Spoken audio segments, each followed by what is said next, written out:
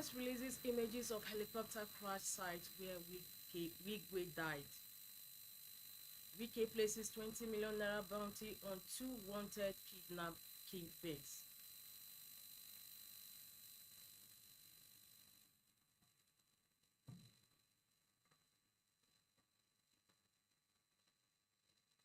Senate passes confidence vote on service chiefs. Trust Ekong Ainon Lukman named in AFCON team of the tournament.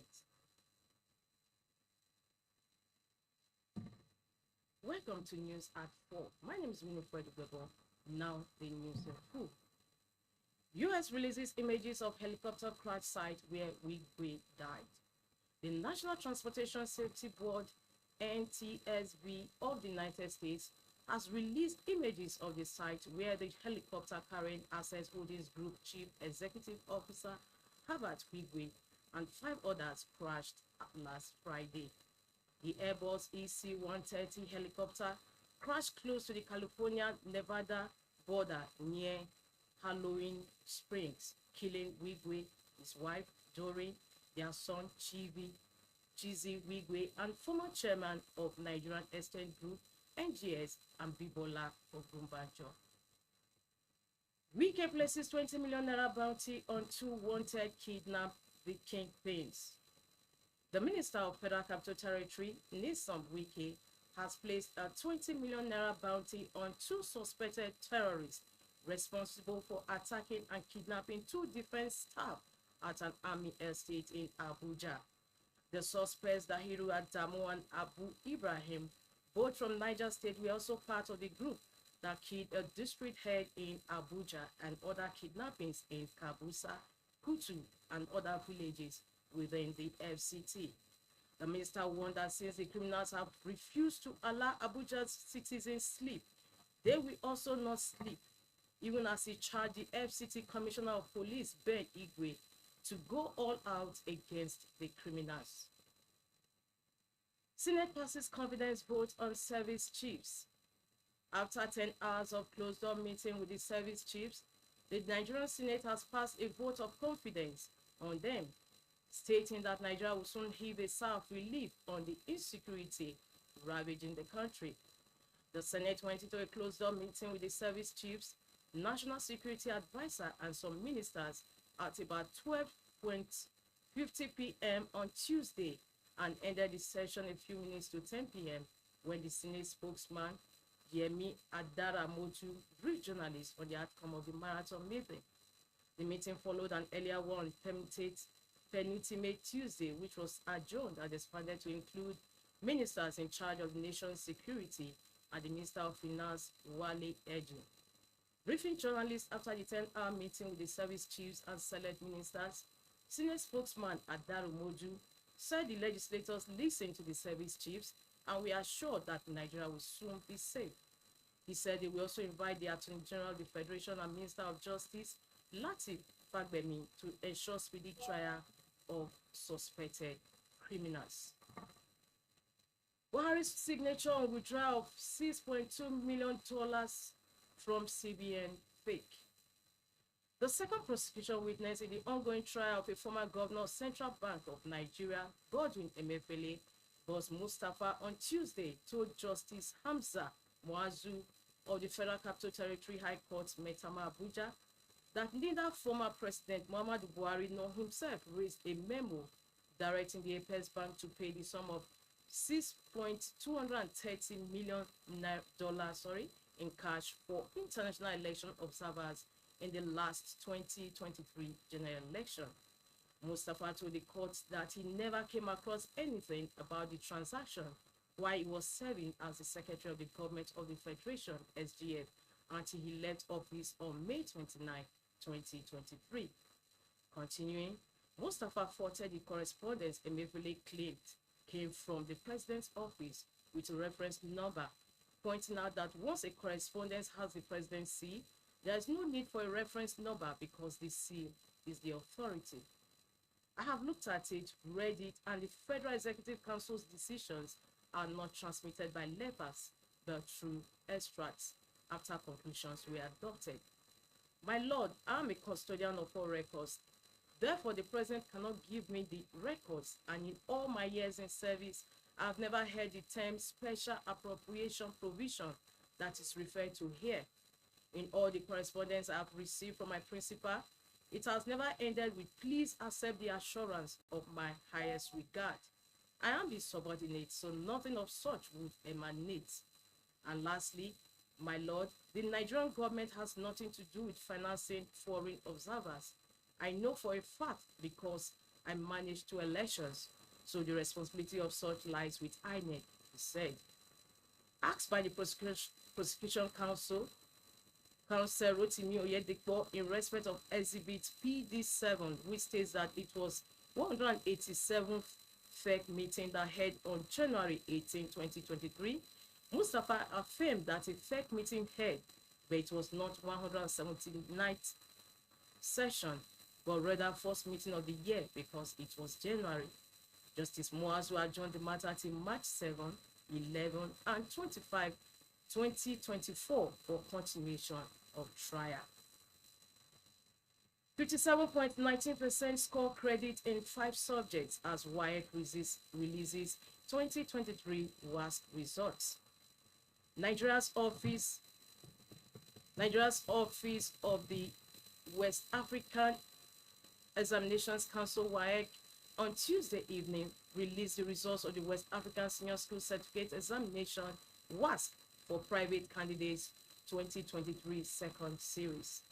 In a statement signed and released by the acting head public affairs WAEC Nigeria, Moshola Adeshina said 46,267 out of the 80,904 candidates that sat for the examination scored a minimum of 5 credits. This translates to 57.19% candidates who obtain credit and above in a minimum of 5 subjects, with or without English language and or mathematics.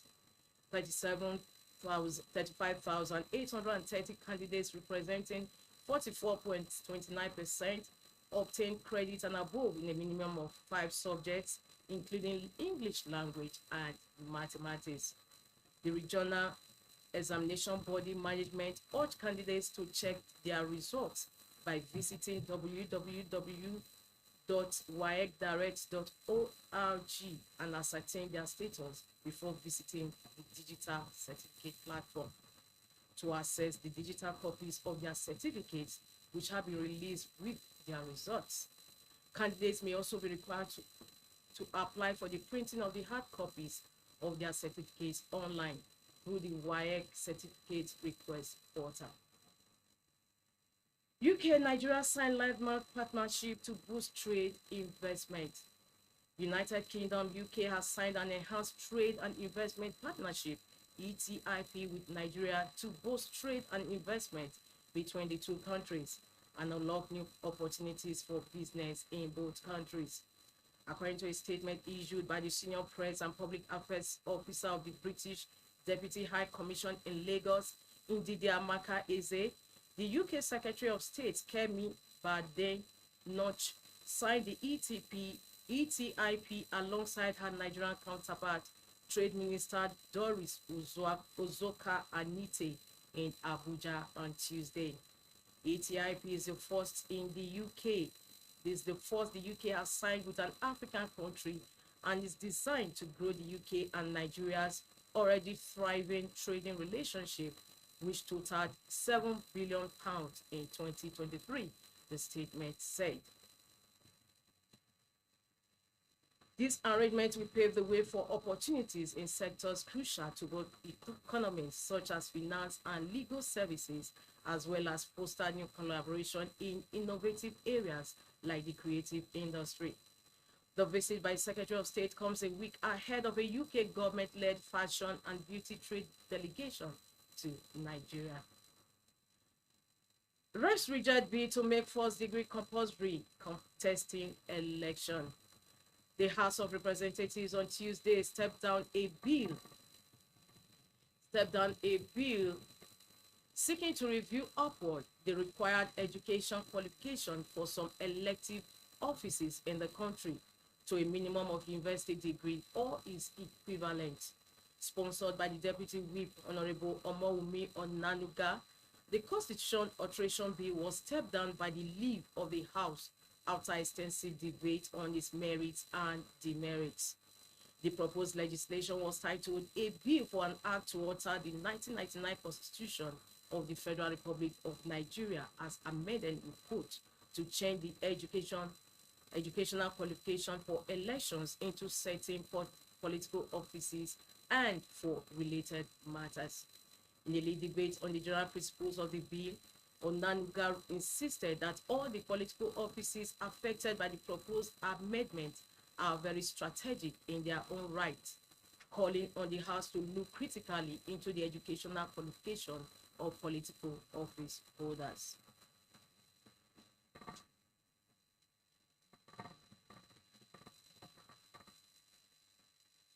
In another development, we are moving to bet opposing the bill.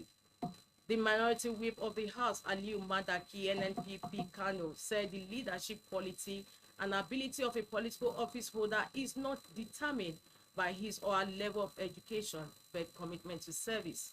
Similarly, the chief whip of the House, Honorable Usman Bello Kumo, also told the same line and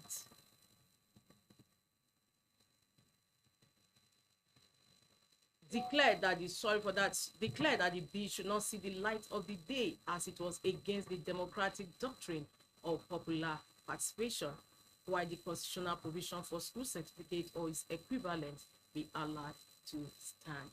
Of course, we are moving to entertainment. We have controversial Kano TikToker remanded in prison. A Sharia court in the Kwanu Kudu area of Kano Metropolis has ordered the remand of Muja Ibrahim Kuya, a controversial TikToker at the Kumawa Correctional Facility in Kano State. Leadership reported that the arrest of Muja earlier on Tuesday by the Kano State Hisbah Board after weeks of manhunt for her and 5 other TikTokers in the state. She is accused of constituting herself into a public nuisance, indecency, and attempt to recruit young girls into prostitution.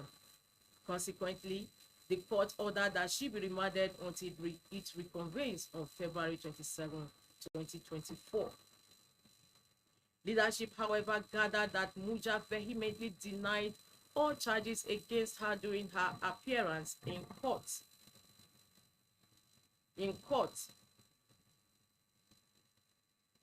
On Tuesday, the Kano State Hisbah Board had arrested Muja at her residence in the Tishama Hotoro area at 12:46 a.m. on Tuesday morning, following a surge in complaints from community members who expressed concerns over the perceived social media influencers' negative influence on the youth.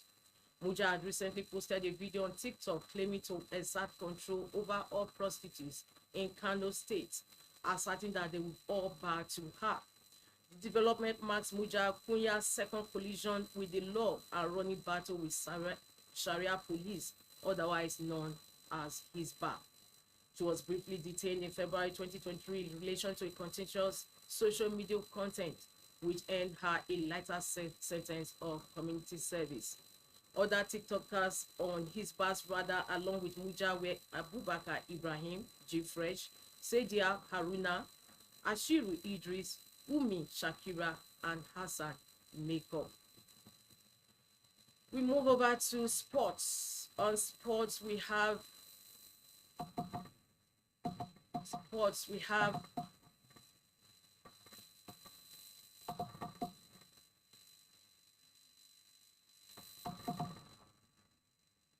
WADA sends Nigeria, Venezuela to court of arbitration for violations. The World Anti-Doping Agency, WADA, said Tuesday that it has referred Nigeria and Venezuela to the Court of Arbitration for Sports over alleged non-compliance of their anti-doping agencies with WADA rules. WADA said it filed last week 2 separate requests for arbitration with the Court of Arbitration for Sports for the 2 cases. The 2 national agencies were sanctioned in November for not addressing what the Montreal-based doping watchdog said were several critical requirements to their anti-doping programs. that resulted in them losing their rights within the organization, no longer being permitted to host major sporting events, and a ban on their flags being presented during major competitions, including the Olympic Games, as long as it did not meet WADA's condition. Both national agencies have disputed the claims against them as well as the proposed penalties. However, the sanctions against them are effectively suspended until the Court of Arbitration makes its rulings. Also in sports, Trust Ekong Aina Lukman named in AFCON team of the tournament. Super Eagles triumph Williams Trust Ekong, Ola Aina, and Ademola Lukman have been included in the AFCON 2023 team of the tournament after Nigeria finished second in the competition in Ivory Coast. Several members of the team had impressive performances in Ivory Coast and secured a silver medal for the first time since the year 2000 edition of the tournament. In a list released by the official account of the Confederation of African Football, CAF, 3 Nigerians made the team of the tournament. Other members of the team are South Africa's Rowan Hayden Williams in goal, Nottingham Forest and Super Eagles fullback Ola Aina at right back, and the AFCON 2023 player of the tournament, William Trust Ekong, in central defense. So those were the headlines and the full news in full. Don't forget, same time tomorrow, 12 noon is another edition of News at Noon. My name is Winifred Wigwe. Thanks for joining us. See you then. Bye.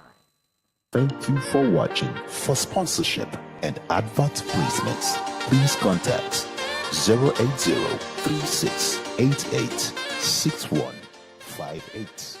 Last Word Leadership Podcast Studio. You have the last word.